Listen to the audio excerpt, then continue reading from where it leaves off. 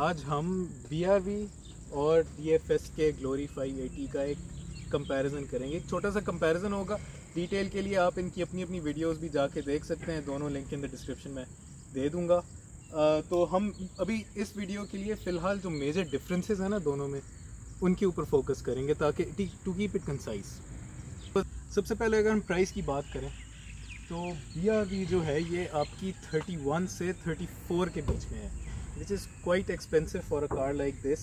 Again ये launch हुई थी आपकी आई थिंक 2250 पे, और अभी अगर इस गाड़ी की कीमत इतनी ज़्यादा हो गई है for a car like this, I think it's a bit too expensive.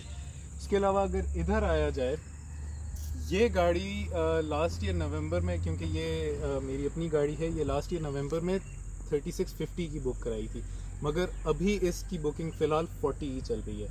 तो ये इससे काफ़ी एक्सपेंसिव है, मगर अगर आप देखें तो प्राइस टू वैल्यू रेशो अगर आप निकालें तो आई थिंक इसका थोड़ा बेहतर बनता है। उसके अलावा अगर आप जनरली अगर साइज़ ही बेशक देख लें तो ये गाड़ी एक प्रॉपर SUV की लुक देती है। Even though it's a cross over, it's slightly big cross over, मगर ये SUV की प्रॉपर लुक देती है, जबकि ये एक MPV की शेप है, मल्टीपर्पज़ व्हीकल। तो साइज़ में दोनों के काफ़ी फ़र्क है, और आप रोड प्रेजेंस भी दोनों की देख सकते हैं कि उसमें भी काफ़ी फ़र्क है। तो प्राइस फॉर वैल्यू में अगर देखा जाए तो this one is slightly better than this one. Being a bigger car of course इसका टायर भी बड़ा है, इसका रिम साइज़ भी बड़ा है। इसमें 17 के आते हैं, इसमें 16 के आते हैं रिम्स, और उसके अलावा जो टायर्स की डायमेंशंस भी हैं वो भी इसकी बड़ी हैं ज़्यादा। उसके इसके अलावा जो आपका अल्लाह भला करे ये है कि ये CVU यूनिट है, ये चाइना से है। ये इसमें जो टायर ब्रांड लगा हुआ है, अगेन ये चाओयांग पता नहीं क्या है, इसकी रोड नॉइज़ भी बहुत ज़्यादा है, तो ये टायर मुझे पसंद नहीं आया। इसमें मिशेलिन के लगे हुए हैं, आई डोंट नो ये फैक्ट्री के हैं या ये चेंज कराए हैं, हाँ चेंज कराए हैं, ये फैक्ट्री के नहीं है। तो मिशेलिन के टायर्स काफ़ी अच्छे हैं स्पेसिफिक गाड़ी में, और ये चाओयांग के ये अच्छे नहीं है, इसकी रोड नॉइज़ बहुत है। तो अगर हम मज़ीद पीछे आएँ तो ये गाड़ी बड़ी है, इसमें यही वो कीलेस वाला आता है। अच्छा अभी मेरे पास हाँ सही है, ठीक है। तो इसमें वो कीलेस वाला सीन आता है, इसमें नहीं आता। उसके अलावा हम मज़ीद पीछे आ जाएँ, इसमें अच्छा इसका एंटेना ये ठीक है, मगर जो होंडा का रेवोल्यूशनरी शार्क फिन एंटेना है वो इसमें लगा हुआ है, जो कि होंडा की अभी गाड़ियों में आ रहा है आजकल, सिविक और सिटी में, और मेरे ख्याल से इसमें भी आ रहा है। तो वो उनके ब्रोशर्स में भी लिखा होता है शार्क फिन एंटेना, मगर आयरॉनिकली वो होंडा में नहीं है, DFS के लिए है। अच्छा, इंजन दोनों में 1500 सीसी लगा हुआ है, इसमें 118 हॉर्स पावर है और इसमें 147 है। वो शायद इसलिए क्योंकि एक तो ऑब्वियसली ट्यून डिफरेंटली हुए होंगे, डिफरेंट कंपनीज़ हैं, मगर उसके अलावा यहाँ पर एक छोटा सा टर्बो चार्जर लगा हुआ है। Turbo charger of course helps in force induction, ठीक है, वो नेचुरली एस्पिरेटेड अगर है तो उस वजह से फिर इसकी ज़्यादा पावर भी है, ठीक है। और in the long routes turbo chargers जो हैं वो थोड़ी बेहतर फ्यूल इकॉनमी देते हैं, क्योंकि वो अपने हवा को रिसाइकिल कर रहे होते हैं, ठीक है। मगर शॉर्ट रूट्स में टर्बो चार्जर्स होते हैं वो बुरी फ्यूल इकॉनमी देते हैं। उसके अलावा एक जो इम्पॉर्टेंट चीज़ है इसमें ये लगा है, ठीक है, ये क्या है यार, ये हम 2020 में रहते हैं, मगर इसमें वो हाइड्रोलिक्स है, ठीक है। तो ये खुद ही अपने आप को ऊपर रखने वाला है। तो this is the comparison of the engines. पीछे से भी मुझे इसकी लुक थोड़ी बेहतर लगती है, मगर ये एक ऑडी कॉपी है ऑब्वियसली। ये मुझे तो Q7 जैसी लगती है, ख़ास तौर कुछ एंगल से ये Q7 जैसी लगती है। This is an original design, not really the best design, मगर ये फिर भी थोड़ा ओरिजिनल डिज़ाइन है। चीनियों की आदत है चीज़ें कॉपी करते रहते हैं। तो अब हम अंदर से देखते हैं कि क्या है। इसका जो इंफोटेनमेंट यूनिट है वो यूज़बिलिटी वाइज मुझे थोड़ा बेहतर लगा है। ये ज़्यादा मतलब रिस्पॉन्सिव भी है, एक स्मार्टफोन की तरह का लगता है, और ये ज़्यादा यूज़र फ्रेंडली भी है, क्योंकि एंड्रॉयड से सभी फेमिलियर हैं। ये यूँ करके यूँ हो जाता है, ठीक है, और मगर ये छोटा है। ग्लोरी की अगर बात की जाए तो एक चीज़ काफ़ी एविडेंट है कि this is a much better place to be in, ठीक है। ये आपकी ओवरऑल मतलब इसकी जो लुक है वो भी थोड़ी बेहतर है। उसके अलावा मटेरियल्स अगेन गंदा सा प्लास्टिक है, इधर थोड़ा बेहतर है, इधर आपके दरवाज़ों पे थोड़ा बेहतर लेदर स्टिचिंग हुई है, या लेदर एट स्टिच, लेदर तो वो थोड़ा आपको बेहतर फील कराता है। उसके अलावा अगर हम हेड यूनिट की तरफ आए, ठीक है, इसकी इतनी यूज़र फ्रेंडली नहीं है जितनी उसकी है, और इसमें ना इतने ज़्यादा फीचर्स हैं, इसमें नेविगेशन भी नहीं आती, मगर बेसिक ब्लूटूथ है, इसमें रेडियो है आपका, और इट्स फाइन। इसमें वो DVR का भी आता है जो सामने इसके कैमरा लगा हुआ है फैक्ट्री से, तो दैट्स फाइन। स्क्रीन इसकी बड़ी है, मगर क्वालिटी वाइज अगर मैं कहूँ तो BRV की बेहतर है। और अगर जनरली क्वालिटी वाइज बात की जाए, जो इसके ये वाइज़र मिरर्स हैं, ठीक है, इधर भी है और इधर भी है, इनके ऊपर कोई कवर नहीं है, इतने से शीशे हैं, और मतलब वो लाइट भी नहीं आती अंदर से। और उसके अलावा जो यहाँ पर डिजिटल ये लगा हुआ है, ठीक है, ये इतने ज़्यादा आपको वो नहीं दिखाता आपका मतलब नॉर्मल ट्रिप और क्या नाम है आपकी फ्यूल इकोनॉमी दिखाता है। अब BRV के जो वाइज़र मिरर्स मैंने दिखाए थे वो ऐसी गंदे से छोटे छोटे थे, इसमें ये प्रॉपर आते हैं, लाइट भी आती है, उसके अलावा शीशा भी थोड़ा बड़ा है, और दोनों साइड्स पे आपका ऐसे होता है। तो this is something nice to have. इससे आपकी मतलब इस तरह थोड़ी बहुत क्वालिटी का भी अंदाज़ा हो जाता है। राइट, स्टीयरिंग की अगर हम बात करें तो स्टीयरिंग कंट्रोल्स इसमें ऑब्वियसली ज़्यादा हैं, बेसिक्स भी हैं, और उसके अलावा यहाँ पर क्रूज़ कंट्रोल के भी ऑप्शंस हैं।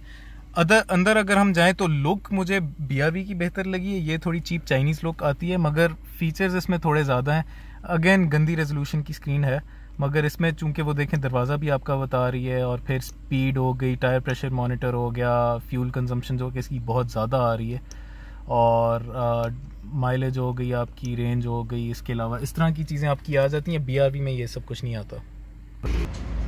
यहाँ पर CVT ट्रांसमिशन है हमारे पास, और यहाँ पर ये वाली हैंड ब्रेक है हमारे पास, हाथ वाली, जो कि 1980 से उठ के आई है।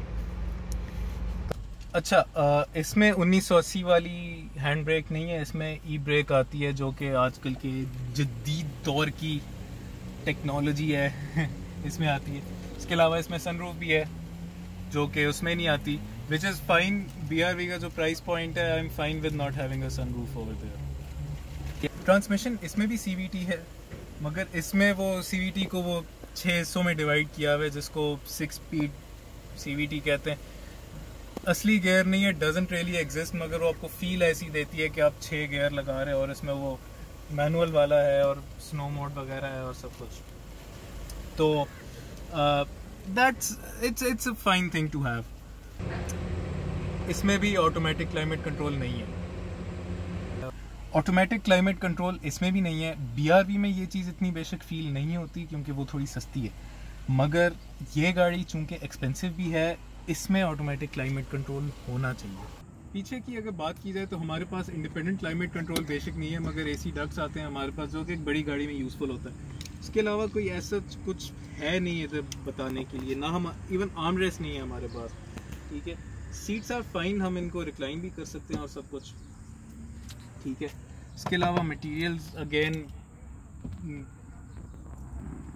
दे are fine for the most part, ठीक है। कुछ खास इधर बताने को नहीं है, बस it's just a chair to sit in. अब हम मजीद पीछे जाके देखते हैं।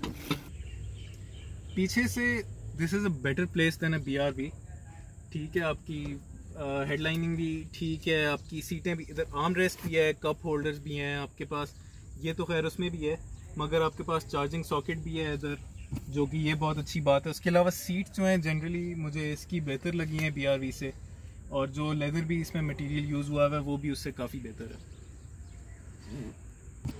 BRV की सीट का एक सिंपल सा मैकेनिज़्म है, हम इसको यूं करके यूं करते हैं, और पीछे हमारे लिए एक्सेस बन जाता है जाने के लिए। अच्छा, इसकी जो सीट है उसका थोड़ा डिफरेंट मैकेनिज़्म है। इसका यहाँ पर हमारे पास लीवर लगा हुआ है, तो बस हम आगे की तरफ पुश करें और सीट आगे आ जाएगी, फिर हमारे पास एक्सेस आ जाता है पीछे जाने के लिए। पीछे अगेन रूम इज़ एडिक्वेट, ठीक है। बहुत लंबे लंबे सफ़र मैं यहाँ पर नहीं करना चाहता। यहाँ पर हमारे पास AC डक्ट्स नहीं है, और पीछे भी ऐसा कुछ भी नहीं है, एक कप होल्डर है और एक इतनी सी स्टोरेज की जगह है जिधर कुछ रखा नहीं जा सकता। तो उसके अलावा पीछे से भी it's fine, nothing really special over here. पीछे इसके इधर भी AC डक्ट्स हैं, ठीक है। उसके अलावा जो स्पेस है जनरली वो मैं ये नहीं कहूँगा BRV से ज़्यादा है, वो एक ही तरह की आप कह लो। अगेन मैं इसमें भी लंबे सफ़र नहीं काटना चाहूँगा पीछे बैठ के, मगर उसके अलावा इधर भी ऐसा कुछ पीछे ख़ास नहीं है। अगेन वही कप होल्डर्स हैं, छोटी सी स्टोरेज स्पेस है, किसी का मास्क पड़ा हुआ है, मुझे नहीं पता किसका। और उसके अलावा जो ये वाली जगह, इसको क्या कहते हैं, पीछे से सीट का पीछे वाला हिस्सा, ये इसका थोड़ा बेहतर है। BRV का मुझे थोड़ा छोटा लगा था, वो कमर के यहाँ तक आ रहा था, वो इतना कंफर्टेबल नहीं था। इसके अलावा बैक मोस्ट सीट्स में इतना फ़र्क नहीं है दोनों के। बूट स्पेस की अगर बात की जाए तो अगेन इतनी जगह नहीं है, और ख़ासतौर जब ये सीट्स ऊपर हों सीट्स नीचे होंगी तो फिर ज़्यादा जगह आएगी, तो it's fine, nothing too special over here as well.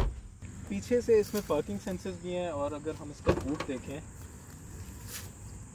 तो स्पेस उतनी ही है जितनी उसमें है, ठीक है, कोई ज़्यादा या कम नहीं है। अगेन इसकी भी सीटें यूँ फोल्ड की जा सकती हैं ज़्यादा स्पेस लाने के लिए।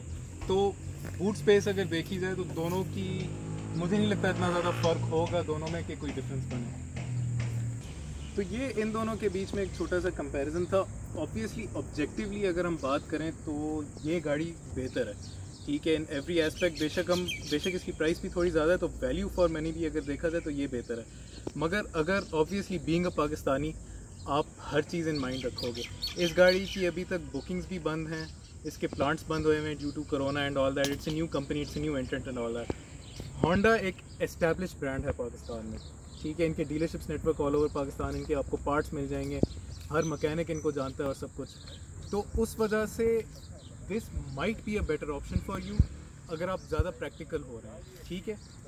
सिर्फ अगर गाड़ी के बारे में देखा जाए तो ये बेहतर है, मगर अगर आप आफ्टर सेल सर्विसेज देख रहे हैं, क्योंकि ये कंपनी अभी भी एस्टैब्लिश हो रही है और काफ़ी लोगों को इनकी डीलरशिप से शिकायतें भी हैं, including me to an extent, तो उस वजह से अगर देखा जाए तो इट्स अ मिक्स बैग। आपको दोनों पॉइंट ऑफ व्यू से पता चल गए हैं, तो if you want to go ahead and take a buying decision तो best of luck. Thank you very much. खुदा हाफिज़।